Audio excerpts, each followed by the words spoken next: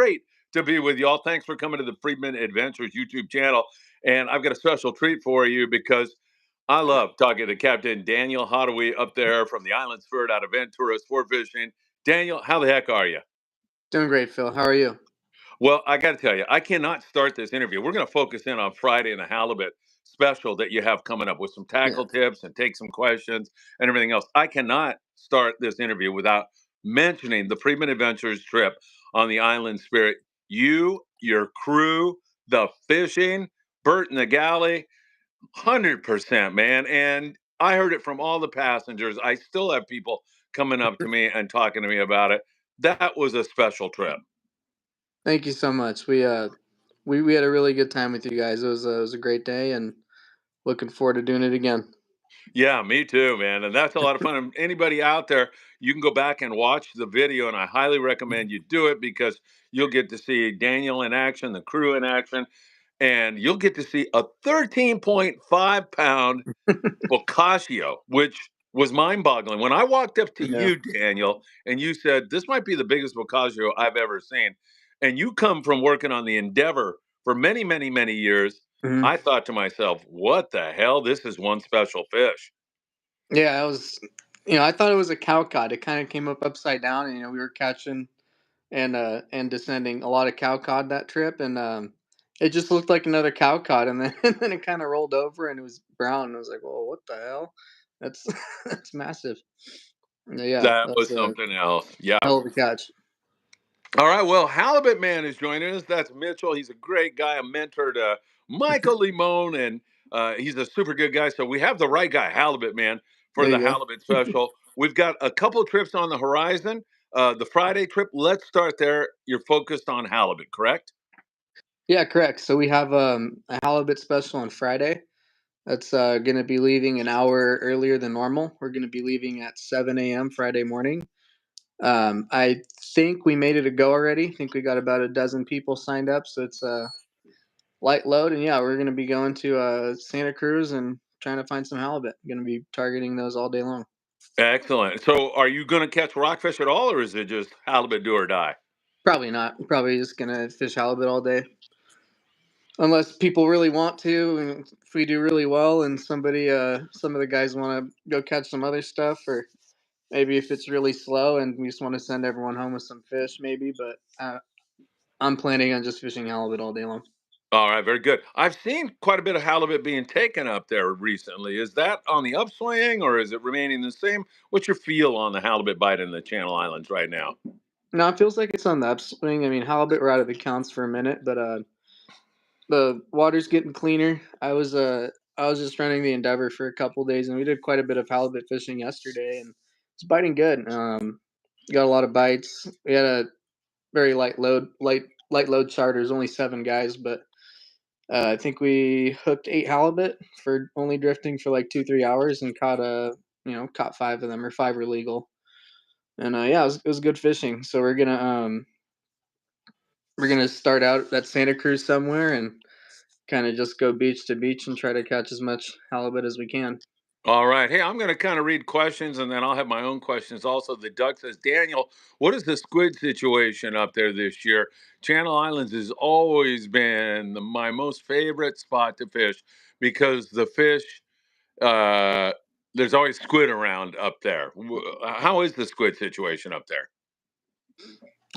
There hasn't been as much squid this year as we're used to seeing by this time of the year, but it seems like a little bit's starting to show up. There's a not like massive amounts of it anywhere by any means, but there's a little smattering of squid starting to pop up a little bit, so it's encouraging.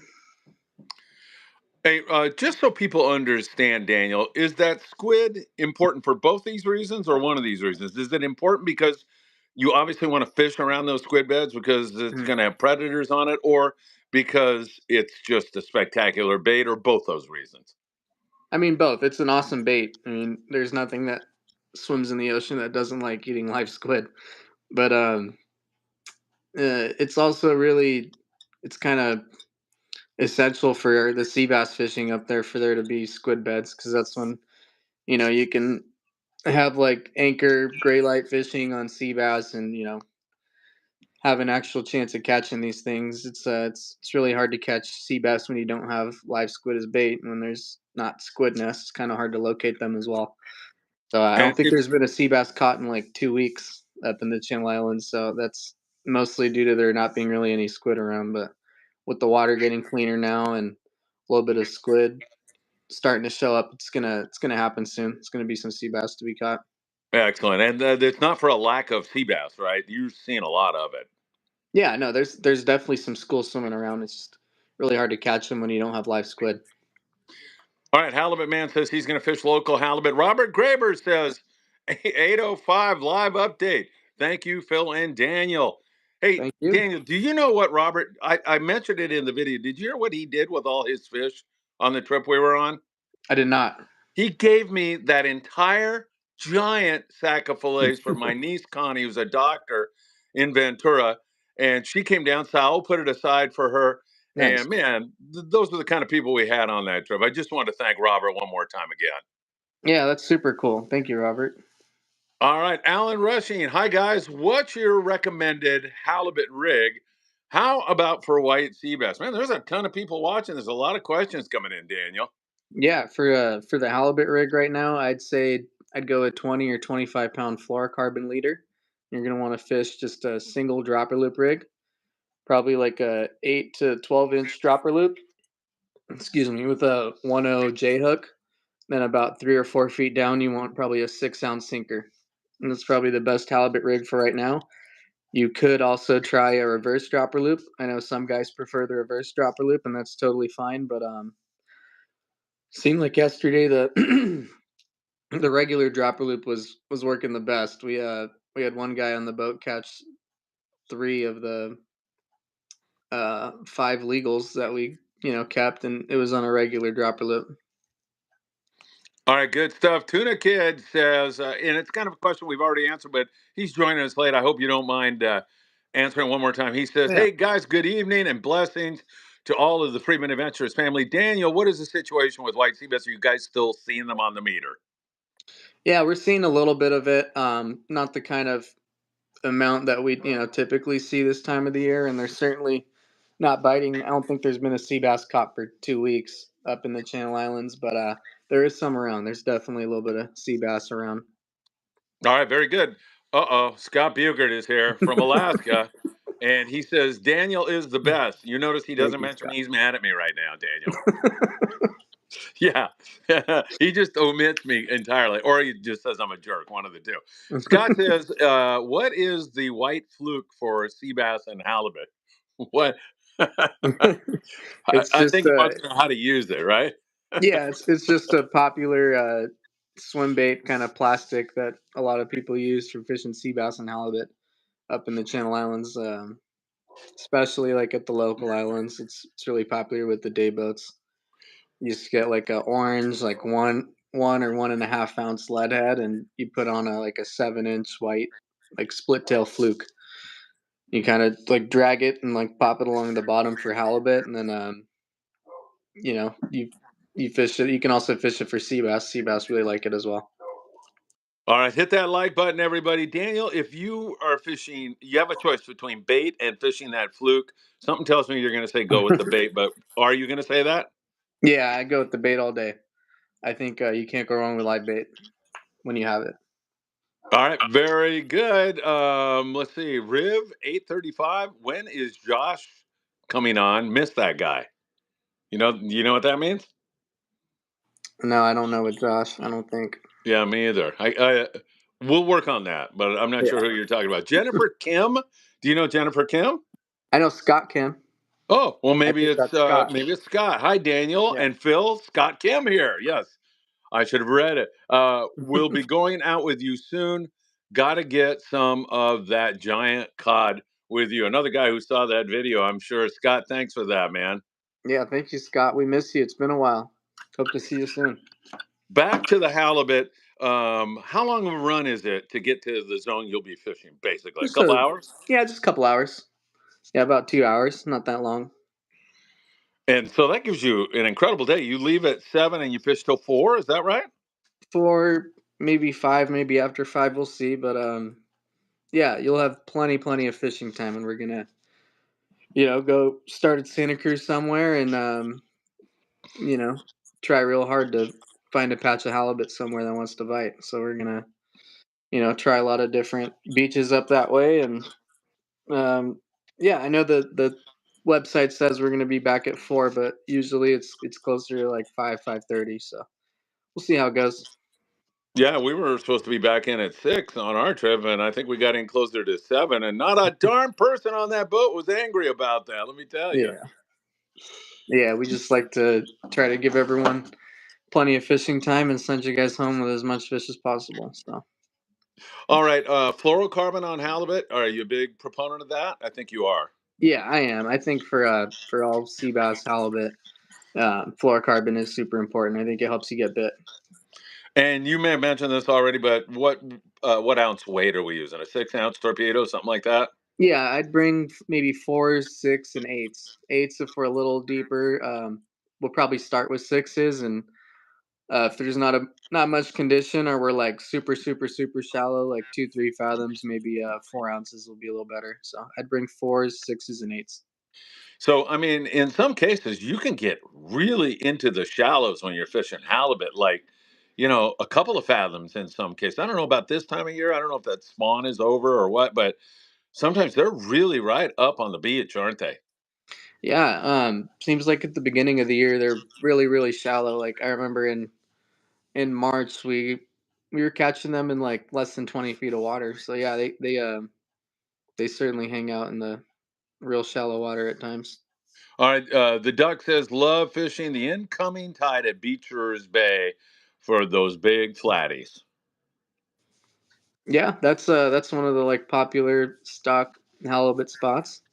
Super popular with the guys at Downsball for All halibut. right. Can you still hear me, Daniel? I see my face is frozen there, like I'm Yeah, screwed up. Okay, perfect. I can Hey, hear I'm you. back. Look, There I'm you moving go. again.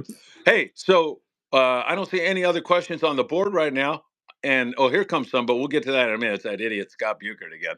But um, how do people book for this Friday's trip?